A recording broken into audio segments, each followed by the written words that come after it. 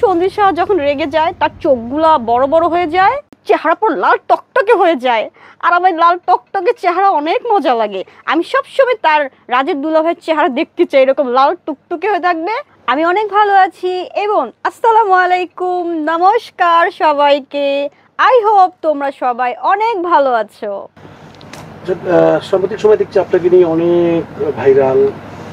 আপনি আপনার প্রেমিকের বাসভবন ঘেরাও করছেন, বিভিন্ন গণমাধ্যম সোশ্যাল মিডিয়াতে আপনার ভিডিও ভাইরাল হচ্ছে।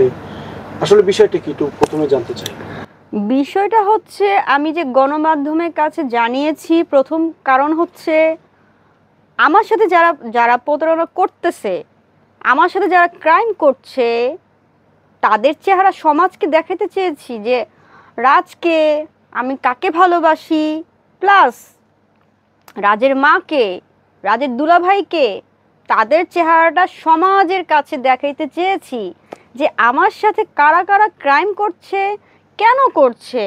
কারণ রাজ যখন আমার সাথে কথা বলে স্টপ করে, যখন রাজের ফোনটা অফ হয়ে যায়, তখন থেকে কিন্তু রাজ আমার সাথে কথা বলেনি।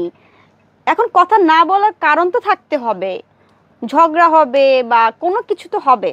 রাজের সাথে আমার না হয়েছে ঝগড়া, না হয়েছে কোনো কিছু নিয়ে মন খারাপ, কোনো কিছুই হয়নি। হুট করে রাজ লুকিয়ে গেল, এবং এই যে লুকিয়ে গিয়েছে, লুকিয়ে যাওয়ার পেছনে কারা ভিলেন, সেই ভিলেন হচ্ছে সঞ্জিত সাহা আর হচ্ছে রাজের মা। সো আমি বলতে চাই, সঞ্জিত সাহা তুমি কেমন আছো? আই হোপ তোমরা অনেক ভালো আছো। তোমরা ভালোই থাকবে, কারণ তোমাদের পেছন তো আমি এখনো ছাড়ি নাই, আর কখনো ছাড়বো না। যতদিন আমি বেঁচে আছি ততদিন এই সঞ্জিত সাহা রাজের মার পেছনে আমি লেগেই থাকবো। আমার না এই সঞ্জিত সাহার পেছনে লেগে থাকতে না অনেক ভালো লাগতেছে, আর রাজের মার পেছনে। কারণ আমার সাথে যারাই লাগতে আসে, আমি না তাদের পেছনে সুপার গ্লুফের মতো লেগেই থাকি। আমি জানি তো সঞ্জিত সাহা ভাবতেছে কি, এতদিন নিউজ করে নাই, নূপুর মনে হয় চুপচাপ হয়ে গিয়েছে, সাইলেন্ট হয়ে গিয়েছে। বাট নূপুর কিন্তু কখনোই সাইলেন্ট হবে না। নূপুর, কারণ নূপুরের অর্থ তো অবশ্যই আপনারা জানেন। নূপুর অর্থ কি? নিক্কণ, আওয়াজ। আমি তো একটা নিক্কণ, আমি একটা শব্দ। আমি কি কখনো চুপচাপ থাকতে পারি বলেন? সঞ্জিত সাহার পেছনে আমি লাগবো না, কে লাগবে? সঞ্জিত সাহা তো আমার রাজকে লুকাইছে, রাজের মার পেছনে লাগবে না, আমি না লাগলে কে লাগবে?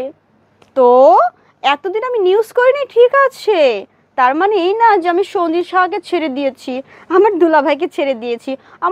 আমার দুলাভাই এত সুন্দর, রাজের দুলাভাই মানে তো আমার দুলাভাই। সঞ্জিত সাহা আসলে অনেক সুন্দর, আর এত সুন্দর দুলাভাইকে কেউ ছেড়ে দেয় বলেন?